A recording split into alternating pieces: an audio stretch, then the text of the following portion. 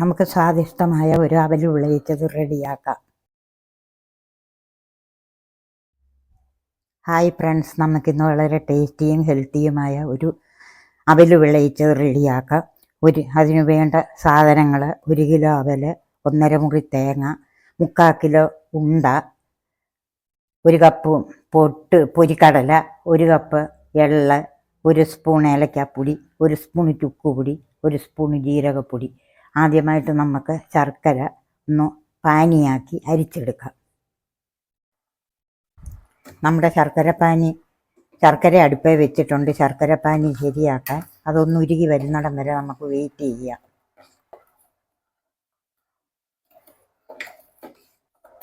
നമ്മുടെ ശർക്കര പാനി റെഡി ആയിട്ടുണ്ട്. അതിനി നമുക്കൊന്ന് അരിച്ചെടുക്കാം. ചെവിട് കട്ടിയുള്ള ഒരു ചീനിച്ചട്ടി നമ്മൾ അടുപ്പേ വെച്ചിട്ടുണ്ട്. അതിലേക്ക് 1 സ്പൂൺ നെയ്യ് ഒഴിച്ചു കൊടുക്കാം. പിന്നെ ശർക്കര പാനിയും നമുക്കതിലേക്ക് ഒഴിച്ചു കൊടുക്കാം.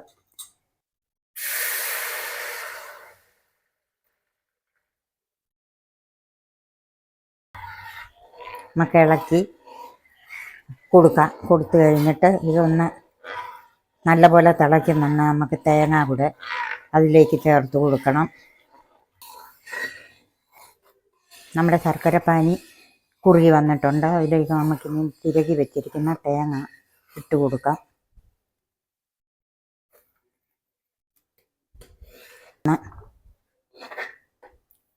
വെള്ളം പറ്റുന്നിടം വരെ നമുക്ക് ഇളക്കി കൊടുക്കാം.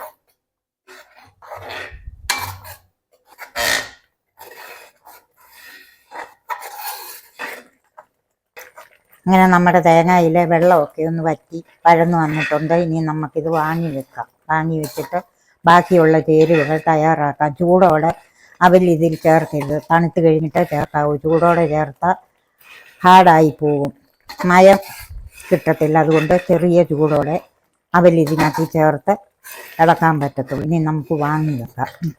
ഇവിടെ പാൻ അടുപ്പേ വെച്ചത് ചൂടായിട്ടുണ്ട്. നമുക്കതിലേക്ക് 1.5 സ്പൂൺ നെയ്യ് ചൂടായിട്ടുണ്ട്. നമുക്കിതിലേക്ക് അണ്ടിപ്പരിപ്പ് ഒന്ന് വറുത്തെടുക്കാം.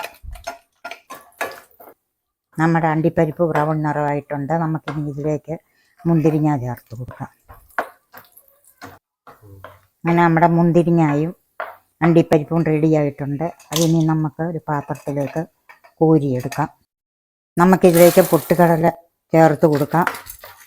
അത് പൊട്ടുകടലയുടെ പച്ചമണം മാറി വന്നിട്ടുണ്ട്. നമുക്കിനി ഒന്ന് കോരിയെടുക്കാം. ഇനി ഇതിലേക്ക് നമുക്ക് എള്ളൊന്ന് മൂപ്പിച്ചെടുക്കാം. അങ്ങനെ നമ്മുടെ തേങ്ങ തണുത്ത് വന്നിട്ടുണ്ട്. കുറേശ്ശെ അവൽ നമുക്ക് ഇതിനകത്തിലായി യോജിപ്പിക്കാം. ഇടും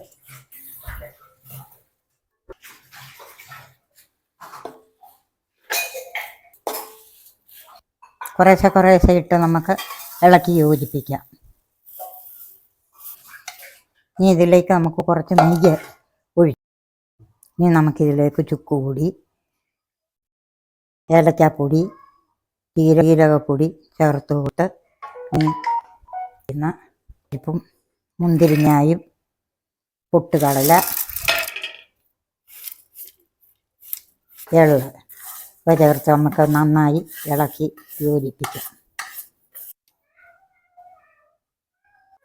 ഇതിനെ നമുക്ക് നന്നായിട്ട് ഒന്ന് ഇളക്കി യോജിപ്പിച്ച് അടച്ച് വയ്ക്കണം, നല്ല മയമാകുന്നിടം വരെ.